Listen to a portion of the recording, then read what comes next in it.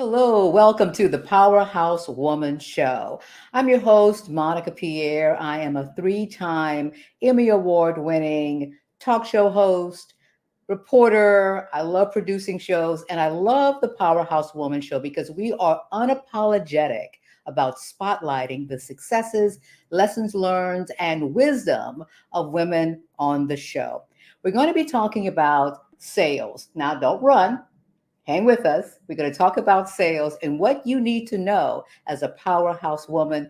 We are joined by the amazing Talitha Davies. She's joining us actually from Vancouver, Canada. Very excited about that. And she is the founder and runs Talitha Davies Sales Consulting. Thank you for being on the show. I'm so excited. Thank you, Monica. It is an honor to be here. Oh my goodness gracious.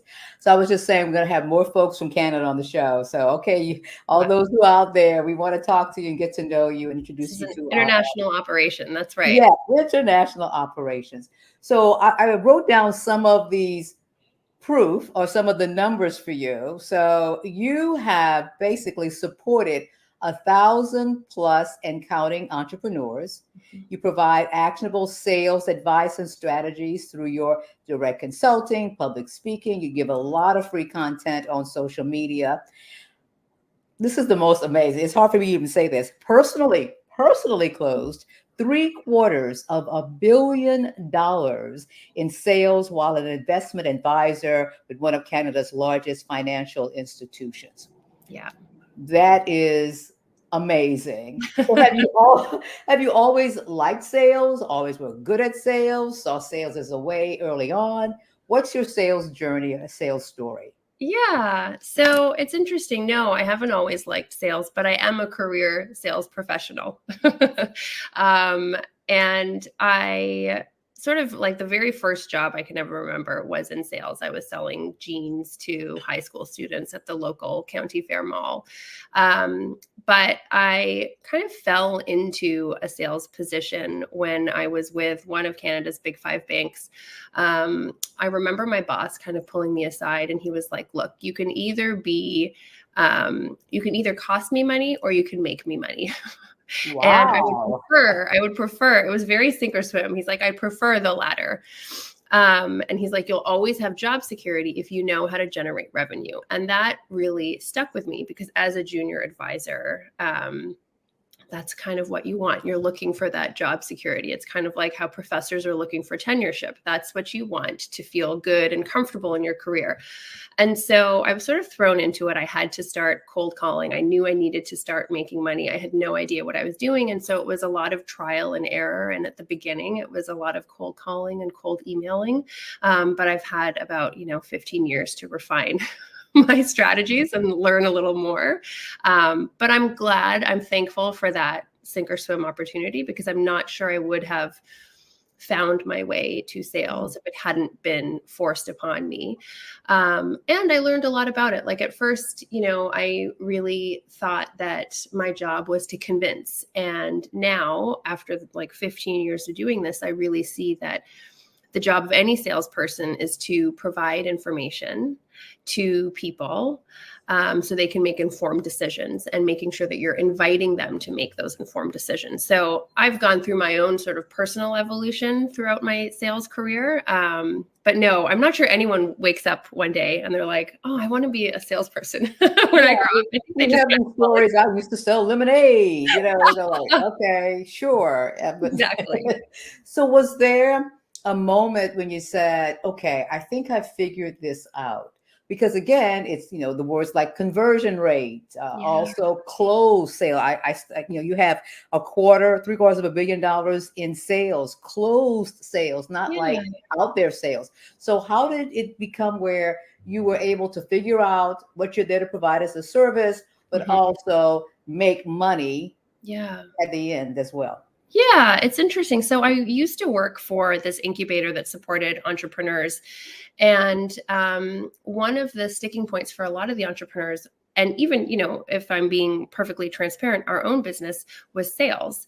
And so my job was to become really granular in terms of pinpointing what exactly it was that was, holding us back from sales, holding people back from saying yes to us, and really honing in on the different activities that we needed to be doing as a company to generate sales. And so it was kind of, I think it was my own business was launched from this fascination around selling and around how people often can overcomplicate sales. And it can be quite daunting. And I think there's this sort of misconception that you have to be this really, extroverted, out there, charismatic individual to sell. And I know that, great salespeople are often portrayed that way in the media and in movies.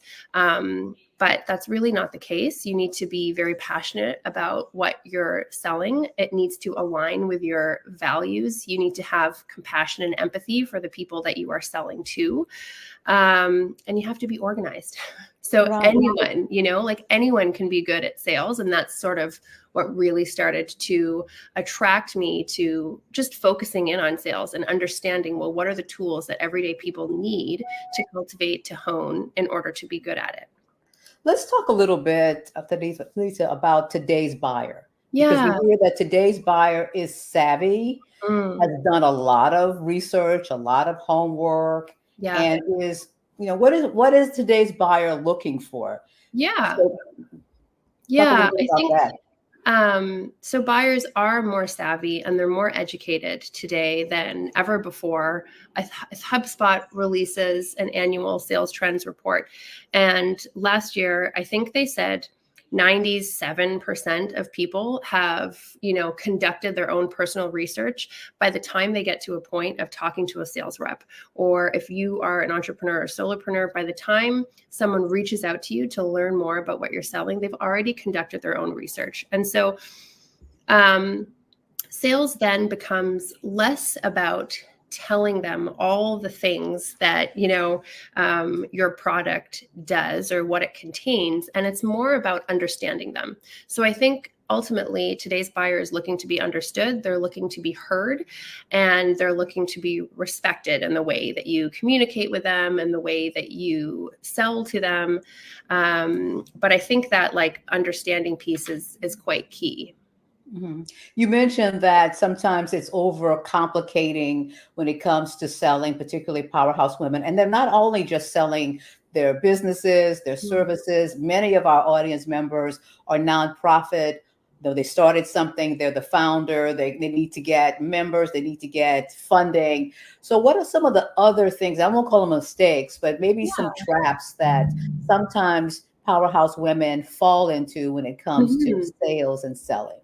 Yeah, I think, when I say overcomplicate, what I see a lot is people thinking that they need all of these things in order to sell. So they're spending a lot of time investing, maybe it's like Facebook ads to grow their audience, or they need to have a beautiful landing page. They need to have all of these things before they feel like they can sell. And or they need to have like a funnel all built out, an end-to-end funnel. And for a lot of people, that's not the reality. For a lot of people, all you need is a product. You need your brain, your heart, and a keyboard or a phone. And that's it. You need to be communicating with people. You need to be having conversations. Like for a lot of us, we sell through a conversation. So what are things that you can do to have more conversations? And it doesn't have to be complicated. It doesn't have to be this, end-to-end marketing funnel that you've created off the back of a free resource. It could just be something as simple as every day taking a look at who has commented on some of your posts or who has engaged with your content and sending them a message and inviting them into having a conversation with you. These are not sales conversations. They're just kind of like fishing around conversations to find out what they want, relationship building conversations. So yeah, I think there's a tendency to overcomplicate and think that you need all of these elements in place when in reality you need a product to sell. You need someone to sell it to, and you need to have a conversation. So some mechanism to invite them to have Right. a conversation. And the truth is too, sometimes we want this perfection. We want all these things because we're scared. Absolutely. And the more we make it pretty or Yeah, prettier, that's more that we're going to delay and not do anything. absolutely. Yeah, I couldn't have said it better myself. I think there's a lot that we hide behind. I also find, in this age of marketing, like we are kind of living in unprecedented times where we are totally over marketed to, if you will. And I think that it's really easy for people to hide behind marketing, because marketing is something that you can do on your own terms, that you can control. Sales, you can't, right? Like, I think people used to think about sales as like always be closing, and there was this like power dynamic, and that's not it. Like, sales is one of those places where that's why it's so vulnerable. You can only control so much. You do what you can do, and the rest is up to your buyer. But yeah, that's the beauty in it as well. Right. Before we get talking about your newsletter, which apparently is like loads of great information on a weekly basis, talk a little bit about the latest information and articles on sales and stress and Yeah. what the numbers are finding. Yeah. So that was a report. I have forgotten the name of the outfit that put together the report, but it was in conjunction with the National Sales Alliance, I believe, and they are looking out for the mental health of sellers. And in the 2023 report, their survey found that 70% of sellers reported struggling with their mental health. And this was up from 68% the year before. This is like far surpassed pandemic levels, which was a pretty stressful time for anyone that sold, because everything kind of came grinding to a halt. But one of the things they noticed in terms of why sellers were struggling with their mental health, and this is more for people who are career sales professionals like I used to be, so working within an organization where sales is your job. They reported, or they talked about, a lack of transparency in terms of their career trajectory, and then a lack of support around, in particular, how sales is being measured. And so sales is one of those unique positions where if you're not doing your work, everybody knows, because sales are down. So it's a pretty black and white industry, or like field to be in. The more you sell, the better you are at your job. But what I've been noticing, and what came out in this report, and what I often encourage anyone who has salespeople that they manage, what I encourage them to focus on is not are the outcomes that you can control. So what are the activities that your sales team or you can do each day to drive sales? Focusing on that versus how many sales you closed each day, which can be quite demoralizing, particularly if, there's lots of things that impact sales, the economy, overall, like buyer confidence, personal, like what people have going on in their personal lives. It's not a reflection of you. And so I think those were the stats that came out of the report. And those are some of the things that people can be aware of, focusing on activities versus outcomes, things that you can control versus things that are beyond your control. Right. Sending the email, you can control. Yes. Getting somebody to say yes, you cannot control. No, that's their decision. You can influence it by giving them information, but that's it. Mm-hmm, mm-hmm. Well, speaking of information, and you have conversations all the time, especially on LinkedIn and articles, and one of them is your newsletter. Tell us about the newsletter and why it's important for you to get it out on a regular basis. Yeah. So I find that there's a lot of information around sales, but it can be conflicting, it can be confusing. And so I have a newsletter that I put together and I put out each week called the Revenue Rundown. And basically what I'm doing there is kind of going into a little more in depth into conversations that I'm having on LinkedIn. So for example, one of the conversations that I had on LinkedIn was about ghosting, and how a lot of my clients, particularly clients that are selling into corporate, they're being ghosted. So people that they've had conversations with, that they've pitched to, are just ignoring them. So that was the conversation I had like on LinkedIn. In the revenue rundown, I took it a couple steps further, and I'm providing strategic advice to people about how to handle ghosting, how to preemptively prevent ghosting, how to use disqualification and pre-qualification in their sales process so that they can avoid having these situations. So yeah, that's what the revenue rundown does. It really takes sort of hot topics that people are discussing in the sales landscape and dissects them and gives background information about how people can incorporate or leverage some of these strategies into their own business on a day-to-day basis. Mm-hmm.